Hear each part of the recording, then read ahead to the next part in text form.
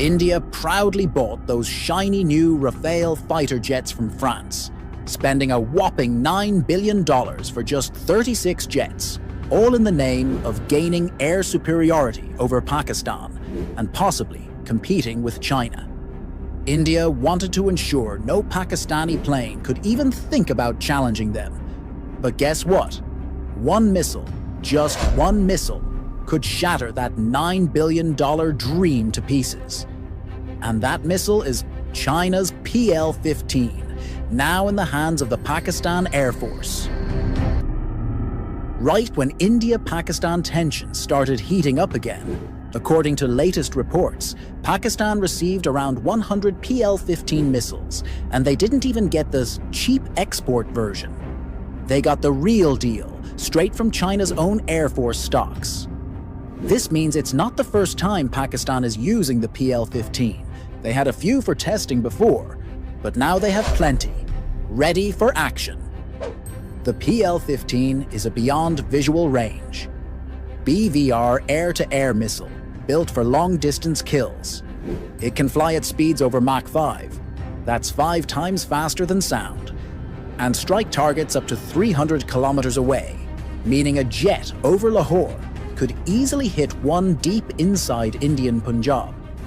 Powered by a dual-pulse solid rocket motor and guided by an advanced AESA radar, the missile isn't just fast.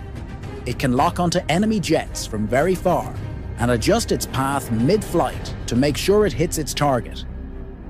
It's smart, accurate, and brutal.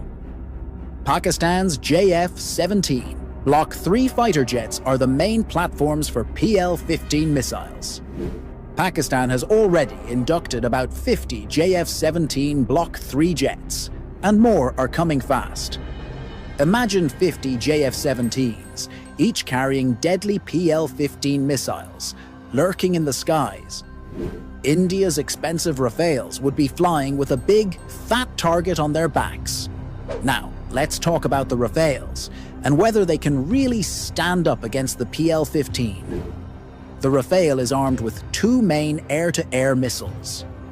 The Meteor, which can strike targets at around 100 to 200 kilometers, depending on conditions, and flies at nearly Mach 4, and the MICA, a shorter-range backup missile designed for close-range dogfights. The Rafale is also packed with powerful defensive systems like Spectra, which includes electronic jamming, radar warning receivers, and missile detection capabilities. This allows the Rafale to sometimes detect incoming missiles early and attempt to dodge them. When it comes to radars, the JF-17 Block 3 radar can detect enemy aircraft at about 170 to 200 kilometers, while the Rafale's radar can spot targets at around 200 to 250 kilometers, depending on altitude and target size. At first glance, it looks like Rafale wins in terms of radar detection, but the real problem for Rafale starts when we talk about missile range. The Rafale's Meteor missile can reach targets at 100 to 200 kilometers, while the JF-17's PL-15 missile can strike from a massive 250 to 300 kilometers. In air combat, detecting the enemy first is important, but being able to shoot first matters even more.